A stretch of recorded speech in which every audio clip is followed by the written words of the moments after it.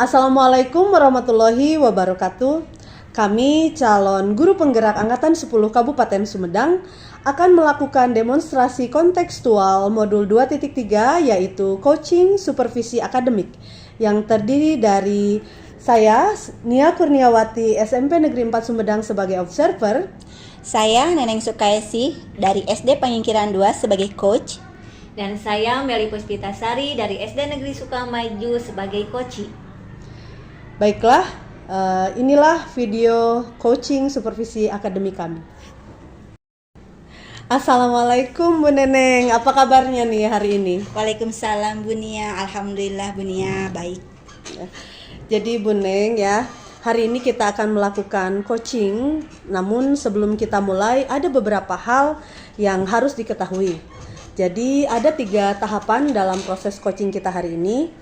Yang pertama itu adalah praobservasi, di mana nanti saya akan menanyakan dan kita akan berdiskusi mengenai kompetensi apa serta indikator apa yang akan dikembangkan. Kemudian yang kedua adalah pelaksanaan, di mana nanti saya akan mengamati proses coaching yang dilakukan oleh Ibu bersama coachee. Kemudian yang ketiga adalah tahap pasca observasi, di mana nanti kita akan merefleksi hal-hal apa saja yang sudah dikembangkan dari proses coaching ya. Baik, yang sudah dipaparkan pertama itu kita mendiskusikan dulu mengenai rubrik ya. Kenapa harus ada rubrik penilaiannya ya di sini? Karena nanti kita memerlukan rubriknya itu untuk melihat apakah proses yang dilakukan pada tahap coaching itu sesuai dengan alur tirta atau belum. Kemudian apakah pertanyaannya itu berbobot ya. Kemudian bagaimana coachee dapat merespon atau menanggapi pertanyaan dari Ibu, dan bagaimana keadaan fokus ya. Fokus kita sebagai coach ketika mendengarkan coachee-nya. Nah, dari pra ini ya Bu ya, izin saya bertanya nih kepada Ibu. Jadi Bu, Ibu ingin saya membantu untuk mengembangkan kompetensi yang mana nih kira-kira? Gini Bu, saya sebagai coach ingin mengembangkan kompetensi dalam menghadirkan fokus Bu ya. Fokus dalam mendengarkan coachee saat berbicara agar tidak terdistorsi oleh emosi saya sendiri Bu. Betul. Terkadang saya suka merasa kesulitan gitu Bu dalam menghadirkan fokus seutuhnya itu di tengah-tengah perbincangan yang kami lakukan seperti itu Bu. Oh baik. Lalu kemudian bagaimana penilaian Ibu sendiri ya terhadap apa yang akan Ibu kembangkan ini? Baik Bu, penilaian yang akan saya kembangkan itu menurut saya adalah keterampilan saya Bu. Keterampilan saya dalam fokus menyimak apa yang disampaikan oleh coachee dan berusaha netral Bu. Betul. Berusaha netral tanpa terpengaruhi oleh emosi sendiri yang kadang saya masih kurang baik gitu Bu. Kadang saya suka emosinya itu belum terkontrol gitu Bu, seperti itu Bu. Betul. Lalu kemudian apa harapan nih? Apa harapan dari observasi yang akan kita lakukan bersama ini? Harapan ya Bu ya. Harapan saya dari observasi kali ini adalah saya ingin mengetahui kekurangan dan kelebihan yang ada pada diri saya pada saat coaching Ibu ya. Terutama pada saat mencoba fokus mendengarkan coachee pada permasalahan tanpa terpengaruhi oleh emosi saya sendiri. Seperti itu Bu. Oh baiklah ya. Jadi Bu Neneng sekian untuk praobservasinya. Silahkan Bu Neneng melakukan coaching bersama Ibu Meli sebagai coachingnya. Terima kasih Ibu. Assalamualaikum Bu Meli. Waalaikumsalam Bu Neneng. Gimana kabarnya hari ini Bu Meli? Alhamdulillah baik Bu. Namun saya ada sedikit problem nih di kelas saya. Wah, kenapa tuh Bu? Ada yang bisa saya bantu Bu? Jika Ibu tidak sibuk, boleh kita berbincang sebentar Bu? Tentu saja boleh Bu. Kebetulan saya hari ini sedikit ada waktu luang nih. Jadi kita bisa ngobrol santai aja Bu. Ngomong-ngomong, apa nih yang ingin Ibu bicarakan dengan saya? Kelihatannya sangat serius sekali. Iya Bu, ini saya ingin menemukan solusi dari masalah yang sedang saya hadapi. Mungkin dengan berbicara kepada Ibu Neneng, saya bisa menemukan solusi tentang apa yang harus saya lakukan, Bu. Oke Bu Meli, semoga Ibu mendapatkan solusi ya atas keresahan Ibu dan semoga saya bisa membantu Ibu. Amin, terima kasih. Coba nih Bu Meli, bisa diceritakan apa yang membuat Bu Meli resah pada saat ini? Jadi begini Bu, ada satu siswa nih di kelas saya, di mana dia selalu terlihat kurang bersemangat untuk belajar, bahkan jarang mengerjakan tugas yang saya berikan ya Bu ya. Itu yang membuat saya sangat pusing Bu menghadapinya. Baik, tadi Bu Meli bilang bahwa ada satu siswa yang selalu terlihat kurang bersemangat ya Bu ya? Iya betul. Dalam mengerjakan tugas mata pelajaran Ibu. Apakah selama ini Ibu sudah menelusuri penyebab dari masalah ini? Sudah Bu, saya sudah pernah memanggil anak tersebut dan menanyakan penyebab mengapa dia tidak begitu suka dengan pelajaran saya. Lalu nih, menurut pengamatan dari Bu Meli, mengapa dia itu tidak begitu suka dengan pelajaran tersebut? Iya Bu, setelah saya amati alasannya kenapa dia berperilaku seperti itu, dia menjawab bahwa dia tidak menyukai pelajaran bahasa Inggris. Karena dalam pelajaran bahasa Inggris dia kurang memahami bahasanya, dia kebingungan dengan materi yang saya ajarkan. Apalagi ketika belajar tentang teks yang panjang-panjang, dia terkadang malas menerjemahkannya ke dalam bahasa Indonesia. Oh, seperti itu ya Bu ya. Dia tuh malas Bu ya menerjemah. Dengan kondisi seperti itu, kondisi ideal yang Ibu harapkan pada murid tersebut itu seperti apa tuh Bu? Saya tentu mengharapkan bahwa murid saya ini bisa mengikuti pelajaran saya dengan baik seperti murid-murid yang lainnya. Oke, Ibu, kalau begitu, apakah ada yang bisa Ibu lakukan untuk meningkatkan motivasi belajar murid tersebut, Bu? Iya Bu, jadi berdasarkan pengamatan, ternyata saya kurang menerapkan metode pembelajaran dan belum benar-benar menerapkan profil belajar.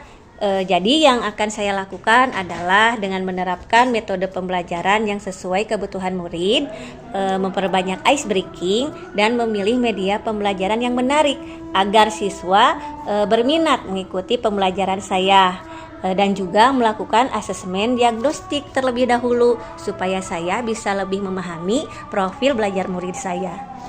Wow, bagus sekali tuh Bu. Oke, dari tadi yang Ibu katakan mengenai yang tadi Ibu lakukan, usaha yang akan Ibu lakukan itu, menurut Ibu apakah ada tidak kira-kira metode yang pernah berhasil yang Ibu lakukan di kelas? Ada Bu. Jadi metode yang pernah saya lakukan di tengah-tengah proses pembelajaran saya yaitu memberikan ice breaking agar anak tidak bosan. Saya juga menyampaikan materi terkait teks dengan cara menampilkan cerita dari sebuah tayangan video yang dari tayangan tersebut versi bahasa Inggrisnya dan ada terjemahannya juga. Siswa menjadi sangat menarik karena memiliki gambar terkait cerita yang disajikan. Maka pembelajaran pun dapat berjalan sesuai yang diharapkan. Wah, luar biasa sekali Bu Meli. Nah, kalau kita rating ya Bu ya, kalau kita urut nih dari skala 1 sampai 10, menurut Bu Meli nih, seberapa berhasilkah tingkat keberhasilan metode yang Ibu lakukan agar menarik minat belajar murid? Kalau saya berikan peringkat ya Bu, menurut saya metode yang sudah saya lakukan antara rating 8 sampai 9. 8 sampai 9 ya Bu ya. Oke, baik. Selanjutnya nih Bu, apa rencana yang akan Bu Meli lakukan dan bagaimana menurut Ibu langkah-langkahnya? Baik Bu, saya akan segera melakukan asesmen diagnostik terlebih dahulu untuk lebih memahami profil belajar murid, serta menerapkan metode pembelajaran yang bervariasi dan diselingi ice breaking yang sangat menarik pula, untuk menghindari siswa agar tidak merasa bosan dalam pembelajaran. Kemudian mengupdate segala informasi terkait cara mengajar yang berpihak pada murid agar tercapai tujuan pembelajaran, baik dari segi murid atau saya sendiri sebagai pendidik. Oke, baik Bu Meli. Nah, untuk menjalankan semua itu, menurut Bu Meli, siapa saja yang bisa membantu Bu Meli dalam menyusun, merancang, ataupun melaksanakan rencana tersebut? Yang membantu saya dalam menyusun rencana ini ada kepala sekolah, rekan sejawat, dan tidak lupa saya mengkomunikasikan ini kepada wali murid atau orang tua siswa. Betul ya Bu ya, kolaborasi itu ya Iya, Bu ya, betul kolaborasi antar seluruhnya itu emang penting. Nah, menurut Bu Meli nih, kira-kira berapa lama nih waktu yang diperlukan Bu Meli untuk melakukan hal tersebut? Sepertinya tidak membutuhkan waktu lama ya Bu, karena hal ini akan saya terapkan secepat mungkin. Hanya saja mungkin untuk penyampaiannya saja yang membutuhkan waktu yang lama ya Bu, karena tidak ada yang instan ya Bu ya. Betul, betul sekali Bu Meli. Yang instan itu kurang, nanti hasilnya kurang Ya, bagus ya Bu betul. Meli ya. Kurang Nah, maksimal. kapan nih Bu Meli akan mulai melaksanakannya rencana tersebut? Insya Allah minggu depan Bu, bertepatan dengan jadwal pelajaran saya. Akan secepatnya saya lakukan agar murid mendapatkan hak belajar mereka, sehingga terlaksana pembelajaran sesuai yang diinginkan, baik bagi murid maupun bagi saya seorang pendidik. Wah, bagus sekali nih Bu Meli. Kemudian nih Bu Meli, komitmen apa yang akan Bu Meli lakukan agar rencana ini berjalan sesuai dengan apa yang Ibu rencanakan, sesuai dengan baik, sesuai dengan lancar, seperti itu? Saya akan konsisten Bu, secara terus-menerus mengupdate segala bentuk informasi, berkolaborasi dengan rekan sejawat, dan berbagi praktik baik dengan guru hebat baik di sekolah maupun di luar sekolah saya untuk meningkatkan kompetensi diri saya sebagai seorang pendidik. Jadi bisa menerapkan asesmen diagnostik untuk mengetahui profil belajar murid dan melakukan pembelajaran di kelas dengan berbagai metode yang menarik bagi murid, sehingga kehadiran saya di kelas selalu dirindukan oleh murid saya. Baik Bu, kuncinya itu konsisten ya Bu Ya, Meli betul ya. sekali, Bu. Baik Bu Meli, menurut Bu Meli nih, adakah dukungan dari pihak lain yang sangat Ibu butuhkan? Untuk dari dukungan dari orang lain, dari pihak lain ya Bu, misalnya dukungan sarana, prasarana, dan moral sudah saya dapatkan di sekolah, baik dari kepala sekolah maupun dari rekan sejawat. Mungkin internalnya dari saya saja yang harus saya konsisten dalam menjalaninya. Balik lagi ya Bu, konsisten ya Bu ya. Betul sekali, Bu. Baiklah Bu Meli, semoga rencana yang Ibu Meli rencanakan itu berjalan dengan lancar ya Ibu Amin, ya. amin. Nah, sekarang bagaimana nih perasaan Bu Meli setelah kita berbincang kali ini? Masya Allah Bu, lega sekali ya Bu ya. Saya sangat senang sekali. Saya merasa telah menemukan solusi dari hasil pembicaraan kita hari ini. Alhamdulillah, syukur kalau begitu ya Bu ya. Gimana, ada hal lain yang ingin Ibu sampaikan? Saya rasa cukup ya Bu. Terima kasih loh Bu Neneng sudah mau meluangkan waktu dan mendengarkan keluh kesah saya, sehingga saya bisa menemukan solusi atas permasalahan saya. Terima kasih banyak ya Bu Neneng. Sama-sama Ibu, saya juga merasa senang mendengarkan cerita Ibu. Semoga kedepannya kita bisa terus berbagi ya Bu ya. Amin. Sampai jumpa Ibu di lain kesempatan. Assalamualaikum. Baiklah Bu Neneng ya, bagaimana nih, sudah selesai praktek coachingnya bersama Ibu Meli ya? Alhamdulillah Bu. Ya, bagus ya. Bagus sekali. Bu. Alhamdulillah. Nah, Bu Neneng, kita telah sampai pada tahap ketiga, yaitu pasca observasi ya, di mana ada beberapa pertanyaan ya untuk merefleksikan gitu apa yang sudah kita lakukan tadi oleh Bu Neneng juga Bu Meli. Nah, yang pertama nih Bu Neneng ya, bagaimana Ibu menilai gitu ya hasil atau performanya nih dalam kompetensi yang tadi sudah dilakukan? Baik Ibu, terima kasih. Menurut saya tadi saya sudah mencoba Bu ya memaksimalkan kemampuan saya dalam fokus terhadap koci ya Bu ya.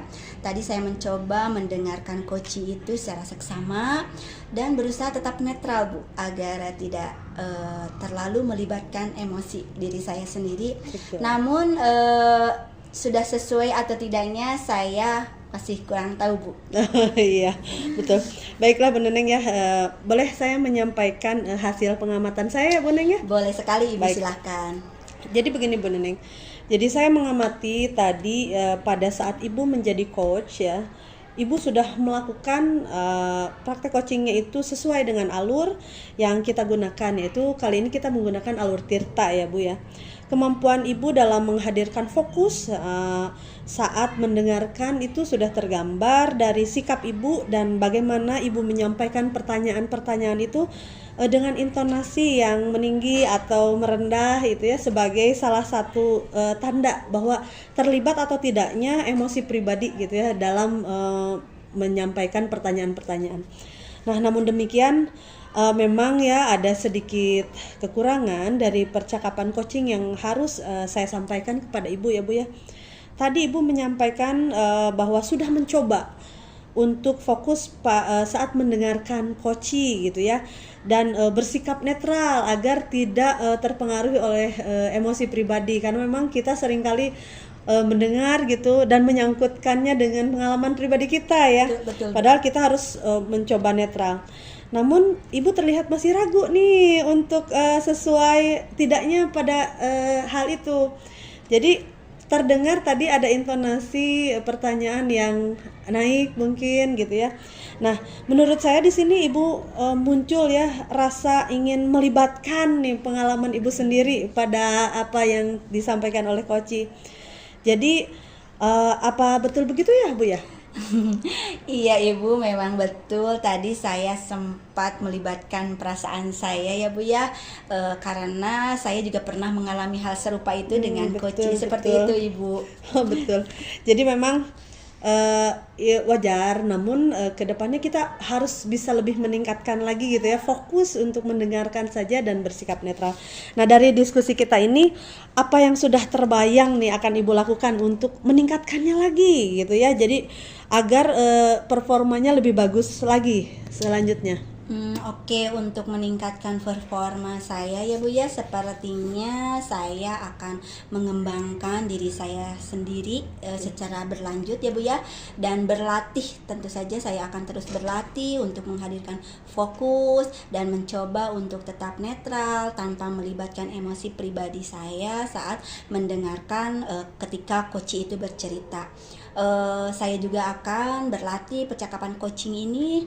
Saya akan berlatih dengan rekan sejawat saya di sekolah. Terkadang rekan saya cukup sering Bu curhat sama saya tentang keresahannya di sekolah maupun di kelas. Pada saat itu saya akan mencoba untuk mempraktekkan kegiatan coaching seperti itu Bu. Alhamdulillah. Nah, baik Bu Neneng ya, apa yang telah Ibu dapatkan nih dari sesi diskusi kita saat ini? Masya Allah, Alhamdulillah Ibu, dari sesi diskusi ini saya merasa banyak sekali manfaatnya Ibu ya, dan juga ada gambaran atau saya mendapatkan solusi untuk mengatasi hal-hal yang saya rasa sulit gitu ya Bu ya. Keresahan saya pun terjawab Bu. Alhamdulillah, semoga untuk kegiatan coaching selanjutnya saya bisa lebih fokus dan netral saat mendengarkan coaching Bu. Terima kasih banyak Ibu. Sama-sama, terima kasih juga Bu Neneng ya. Alhamdulillah sudah selesai di 3 tahapan ini ya Bu Neneng, mulai dari pra-observasi, kemudian observasi, dan barusan kita sudah selesai merefleksi melalui pasca observasi ini. Baik, terima kasih. Demikian praktek coaching triad untuk supervisi akademik kami. Semoga apa yang telah kami sampaikan hari ini bermanfaat untuk mengembangkan kompetensi kami khususnya sebagai calon guru penggerak dan mampu meningkatkan pendidikan di Indonesia. Wassalamualaikum warahmatullahi wabarakatuh. Waalaikumsalam.